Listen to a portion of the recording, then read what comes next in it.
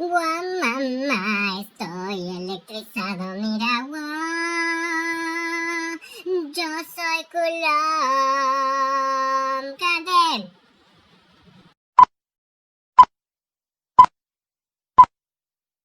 Buenas tardes, buenas noches, buenos días, dependiendo del momento en que me estén mirando. Yo soy Damián Gulich y esto es Un Encuentro de Física. En esta ocasión vamos a hablar sobre la ley de Coulomb. En particular vamos a hablar sobre el concepto de carga eléctrica y después sobre la ley de Coulomb en sí misma. Quien tenga un gato de mascota alguna vez habrá sentido un chispazo al acariciarlo o habrá visto cómo se le quedan pegados papeles, por ejemplo. En esta foto de aquí vemos cómo el poliestireno expandido de un empaque se queda pegado al pelaje del animal y esto pone de manifiesto una fuerza que llamamos fuerza eléctrica. Cuando se produce un rayo o en un día seco salta una chispa cuando tocamos un objeto metálico, se pone de manifiesto que los objetos que nos rodean almacenan una gran cantidad de algo llamado carga eléctrica. Este es el momento de aclarar que el enfoque de los encuentros es materialista y sistémico, según lo detalla Mario Bunge. Materialista significa que trabajaremos con objetos materiales y sus propiedades que son corroborables sistemáticamente. Así quedan descartadas las interpretaciones misticistas o especulativas propias de la infancia del intelecto. Sistémico significa que hay características que surgen en conjuntos de dos o más objetos interactuando y que no necesariamente están implícitas en los objetos individuales. Por ejemplo, en la neurona individual no están implícitas todas las características del sistema nervioso humano y mucho menos el carácter de la persona. Estas dos cosas en conjunto nos permiten describir de manera tremendamente exitosa el mundo que nos rodea. En este encuentro vamos a hablar de la carga eléctrica como propiedad de la materia. Esta propiedad se pone de manifiesto como una fuerza en un sistema de dos o más objetos cargados. Al igual que la masa, la carga eléctrica es una de las propiedades fundamentales de la materia. El concepto de masa nos llevó al desarrollo de la mecánica de Newton y al descubrimiento de la gravitación universal. La carga eléctrica nos va a llevar al desarrollo de lo que llamamos electromagnetismo. Ya 600 años antes de Cristo, los griegos reportaban fenómenos eléctricos cuando frotaban ámbar, que es una resina vegetal solidificada, con un trozo de lana. En esas condiciones, el ámbar podía atraer objetos pequeños y livianos, como por ejemplo pequeños trozos de papiro. Sin embargo, hubo que esperar unos 2000 años para que hayan avances en este campo. En efecto, en el año 1600 recién, el médico inglés William Gilbert, médico de la reina Isabel de Inglaterra, más bien interesado en el magnetismo, se dio cuenta de que la electrificación es un fenómeno general y que no está limitado solamente al ámbar. A partir de ese momento surge un gran interés por el tema y se aceleran los descubrimientos. Hacia el año 1748, Benjamin Franklin determinó que las interacciones eléctricas responden a la existencia de una propiedad de la materia que denominó carga eléctrica. Además, luego de varios experimentos, pudo comprobar que hay dos tipos o variedades de carga eléctrica. Para diferenciarlos, Franklin les dio nombre de estados de carga positiva y carga negativa. La clasificación hecha por Franklin es increíblemente útil y quedó para siempre. En efecto, nos invita a cuantificar la carga que tiene un cuerpo poniendo un número con un signo y sus unidades. Ahora hablemos de lo que es neutro y de lo que está cargado. ¿En qué condiciones elementales podemos lograr los dos tipos de carga? Bueno, al frotar vidrio con seda aparece en el vidrio una carga que llamamos positiva, mientras que en la seda queda una carga negativa. Lo que llamamos la neutralidad de la mayoría de los objetos a nuestro alcance en realidad oculta el contenido de grandes cantidades de carga eléctrica positiva y negativa, que, si son de iguales cantidades, cancelan entre sí sus efectos externos. Cuando este balance se rompe, aunque sea muy poco, se dice que el objeto está cargado. En concreto, en el caso de la varilla de vidrio y la seda, el frotamiento no crea cargas, sino que las transfiere de un cuerpo al otro, alterando la neutralidad eléctrica. Este hecho se denomina conservación de la carga. Una vez rota la neutralidad, los cuerpos quedan cargados. Los cuerpos cargados ejercen fuerzas entre sí. Ahí es donde viene el enfoque sistémico. ¿Qué se observa? Que objetos que tienen cargas de igual signo se repelen y los objetos que tienen cargas de signos opuestos se atraen. Una manera de electrificar es utilizando una barra de PVC, un caño y una bufanda. Démosle carga a este tubo de PVC y veamos qué sucede cuando lo acercamos a un montón de pequeñas partículas de acerrín.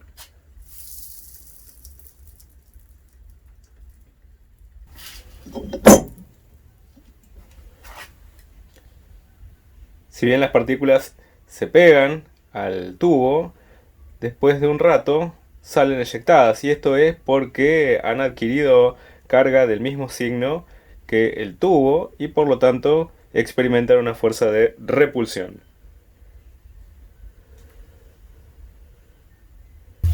Desde ya se pueden atraer distintos objetos.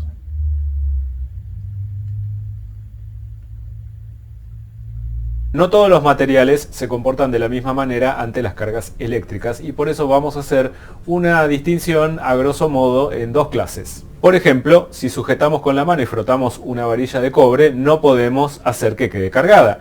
Sin embargo, si tomamos la varilla con un mango de plástico, ahí sí podemos acumular una carga. Para interpretar esto, tenemos que clasificar a los materiales en dos grandes grupos. Los conductores son materiales por los cuales la carga eléctrica puede fluir muy fácilmente. En general, toda carga que se deposite en ellos no se queda donde está. Ejemplos: el cobre, los metales en general, el agua de la canilla, el cuerpo humano, etc. Por ejemplo, el metal de una pinza. Por otro lado, los aislantes son materiales por los cuales la carga eléctrica no fluye con facilidad. Desde luego no hay aislantes perfectos, pero sí muy buenos. En general, toda carga que se deposite en ellos se queda donde está. Ejemplos: vidrio, el agua pura, los plásticos, como el plástico que envuelve la parte que está en contacto con la mano en una pinza, el cuarzo fundido, etc. También hay materiales llamados semiconductores, que son sustancias con propiedades que son intermedias. Se puede construir un electroscopio con dos pequeñas tiras de aluminio colgando de un alambre conectado a una esfera adentro de un frasco.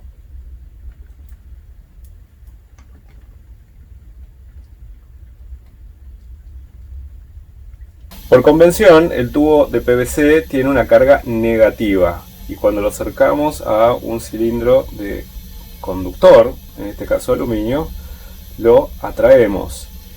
¿Y por qué es esto? Si esto está cargado negativamente, tenemos que ver qué es lo que sucede con este conductor. Los conductores, las cargas se pueden mover libremente y en este caso las cargas que se pueden mover con facilidad son los electrones, partículas de carga negativa. Así que cualquier carga negativa se va a ir hacia el otro lado porque experimenta una fuerza de repulsión. Y de este lado quedará entonces una carga positiva, de este lado una carga negativa. Pero la carga positiva, que es igual y opuesta en magnitud a la que está de este lado, está más cerca de la carga negativa que la carga negativa de este lado. Por lo tanto, la fuerza coulombiana que va a haber entre esta barra y esta carga positiva va a ser mayor que la fuerza de repulsión que hay del otro lado. Y por lo tanto, lo que vamos a ver es una atracción del cilindro. Un poco más de historia. La teoría eléctrica, tal cual la tenía Franklin, se basaba en una suerte de atmósferas electrizadas alrededor de los cuerpos cargados y no podía interpretar, por ejemplo, la repulsión entre cuerpos con el mismo signo de carga. El alemán Franz T. Aepinus estudió los condensadores o capacitores, de los cuales hablaremos en otros encuentros, e incorporó los fenómenos eléctricos al esquema de Newton, considerando fuerzas repulsivas entre átomos de la materia ordinaria. Con esto fue capaz de interpretar la atracción entre cuerpos con cargas de signos opuestos, incluso si la carga neta de uno de ellos se debía a un déficit de cargas. Si bien su trabajo fue inicialmente rechazado, luego fue entusiastamente adoptado por científicos como Cavendish, Volta y Coulomb, a quien tenemos aquí retratado. Lo que no pudo determinar a Aepinus fue la forma funcional de la fuerza entre las cargas. En el año 1785, Charles Augustin de Coulomb realizó cuidadosos experimentos para investigar las relaciones cuantitativas entre las interacciones de atracción y repulsión entre objetos cargados eléctricamente. Para estudiar la dependencia de estas interacciones con distintos parámetros, tomó la hipótesis de trabajar con esferas muy pequeñas cargadas, de modo que la distribución de cargas tuviese un volumen infinitesimal comparado con cualquier dimensión típica del experimento, es decir, que iba a tratar de aproximarse a lo que se llaman las cargas puntuales. Coulomb se propuso encontrar la forma funcional de la fuerza entre cargas, utilizando para ello la balanza de torsión, que tenemos aquí representada, cuyo principio de funcionamiento él mismo había descubierto. En la balanza de Coulomb tenemos un fino hilo de plata que por un lado está conectado a una perilla giratoria que permite leer sobre esta parte un ángulo y con eso se puede fijar el origen de los ángulos. En el otro extremo del hilo de plata hay una varilla aislante que en un extremo tiene una pequeña esfera conductora, que esta era la que podía cargar Coulomb, y del otro lado había otra esfera que la balanceaba, ¿sí? Y bueno, después también desde afuera se podía acercar otra esfera conductora cargada y entonces lo que se medía sobre esta otra escala era cuál era el ángulo de equilibrio, por ejemplo, si las condiciones eran entre cargas de igual signo y por lo tanto teníamos una repulsión. Otro científico, Cavendish, utilizó también la balanza de torsión para determinar la constante de gravitación universal y así determinar la masa de la Tierra, pero partiendo del desarrollo independiente de un tal John Michell. Hay diferencias entre el experimento de Cavendish y el de Coulomb. Primero, Cavendish ya sabía la forma funcional de la ley de gravitación universal porque ya la había determinado Newton con las órbitas de los planetas. Coulomb no sabía la forma funcional de la fuerza electrostática. 2. Las fuerzas que medía Cavendish eran muchísimo más débiles que las de Coulomb y por eso Cavendish medía periodos de oscilación en vez de ángulos de equilibrio como medía Coulomb. En términos modernos, ¿qué se mide en la experiencia de Coulomb? Bueno, la dirección y sentido de la fuerza eléctrica, llamémosla F sub E con una flecha arriba, medida en newtons desde luego.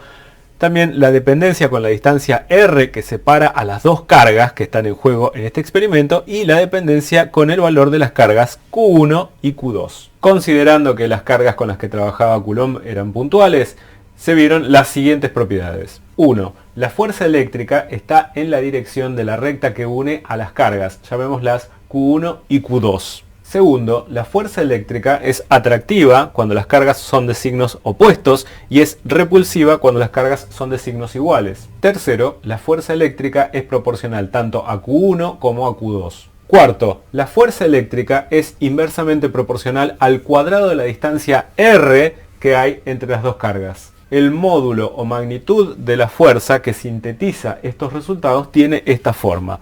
Una constante, que llamaremos la constante electrostática, multiplicada por el producto de las cargas, dividido el cuadrado de la distancia entre las dos cargas. Como la fuerza se mide en newtons, entonces la constante electrostática, que es la constante de proporcionalidad en esta expresión, va a tener que tener unidades de newtons, multiplicados por metros cuadrados para cancelar esta parte de acá, dividido unidades de carga elevadas al cuadrado. En este acto establecemos que las unidades de carga se van a llamar coulombs y por lo tanto le vamos a asignar un valor arbitrario a la constante de proporcionalidad K sub B como 8,99 por 10 a la 9 newtons por metros al cuadrado dividido coulombs al cuadrado. Hay otra forma de expresar esta constante de proporcionalidad que es muy conveniente y que vamos a utilizar con frecuencia. Es la siguiente, K sub B igual a 1 sobre 4pi epsilon 0, donde esta constante que está acá, epsilon 0, se llama la permitividad del vacío y está completamente determinada por el valor de la velocidad de la luz en el vacío, como veremos en otros encuentros. Su valor definido es 8,8541 y más valores por 10 a la menos 12 coulombs al cuadrado sobre newtons por metros al cuadrado. Los modelos iniciales sobre la electrificación de la materia supusieron que la carga era una suerte de fluido infinitamente divisible, una suerte de sopa que podía fluir entre los conductores, por ejemplo. Esto no es cierto. La carga neta que tiene un cuerpo está formada por múltiplos enteros de cierta carga elemental, es decir, que cualquier carga Q puede expresarse como n veces un cierto valor elemental, donde n es un número que puede ser 0, más menos 1, más menos 2, más menos 3, hasta valores verdaderamente colosales. Este valor E es una unidad de carga elemental que tiene un valor determinado experimentalmente y que es de 1,602 y sigue los decimales por 10 a la menos 19 de coulombs.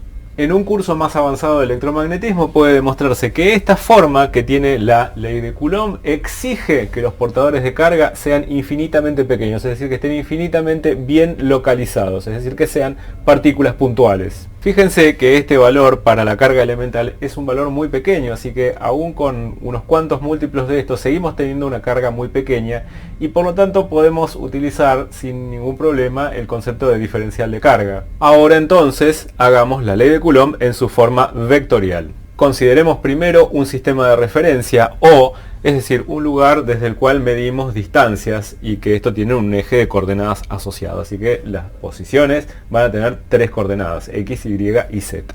Luego consideremos dos partículas puntuales, Q1 y Q2, que están fijas cada una en su lugar del espacio.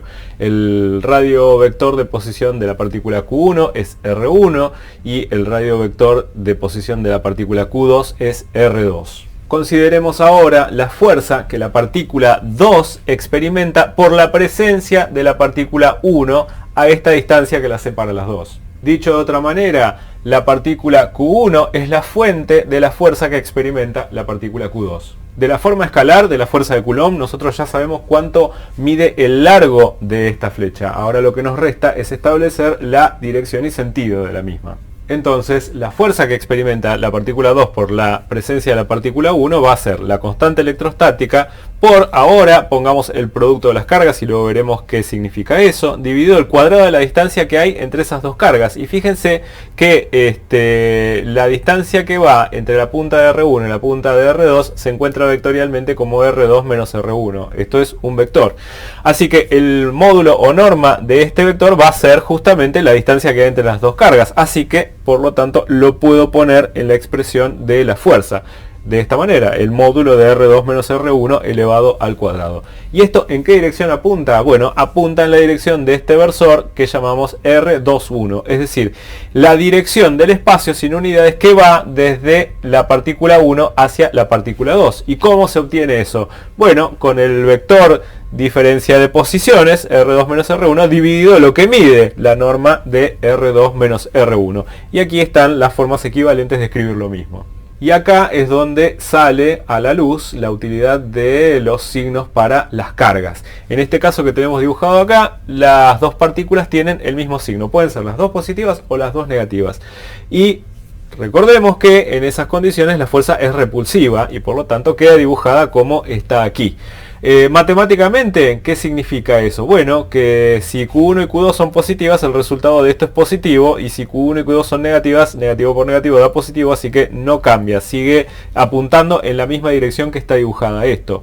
Pero si las cargas, por otro lado, tuvieran signos opuestos, es decir, una positiva y una negativa, esta flecha que está dibujada acá se da vuelta y tenemos representado el caso de la fuerza atractiva. Esta es la ley de Coulomb. Hay muchas formas equivalentes de escribir la ley de Coulomb. De vuelta, la fuerza que la partícula 2 experimenta por la presencia de la partícula 1 se puede escribir, por ejemplo, como la constante electrostática por Q1, Q2 dividido. Podemos escribir R21 elevado al cuadrado su módulo, donde R21 es el vector que va desde la punta de R1 a la punta de R2, multiplicado por el versor que va en la misma dirección. O también podemos seguir simplificando la notación y decir que esto es K sub B por Q1, Q2 dividido R21 al cuadrado, donde esto ya es la distancia a secas, multiplicado por el versor que va desde la partícula 1 hacia la partícula 2 y distintas otras, muchas formas equivalentes que se encuentran en los libros. No olvidarse nunca de escribir las cargas con el signo que les corresponde. Esta forma vectorial que tenemos aquí, que es la forma de la ley de Coulomb, satisface todos los hechos experimentales que vimos antes. A saber, si las dos cargas son positivas o las dos cargas son negativas, F21, que es la que estamos considerando en este ejemplo, apunta en el sentido de R21 y por lo tanto la fuerza es repulsiva. Si los signos son opuestos, F21 apunta en el sentido de menos R21 y por lo tanto la fuerza es atractiva. Ahora, dicho lo anterior, es muy fácil demostrar que la fuerza que la partícula 2 experimenta por la presencia de la partícula 1 es igual y opuesta a la fuerza que la partícula 1 experimenta por la presencia de la partícula 2. Es decir, son un par en el sentido de las leyes de Newton. Por el hecho de existir las cargas Q1 y Q2, esas dos fuerzas que experimentan la una por la presencia de la otra existen. Para saber la fuerza que experimenta una partícula debido a la presencia de muchas otras partículas, lo que tenemos que emplear es lo que se conoce como el principio de superposición. No nos olvidemos que la fuerza es un vector, tiene tres componentes, nunca perdamos eso de vista.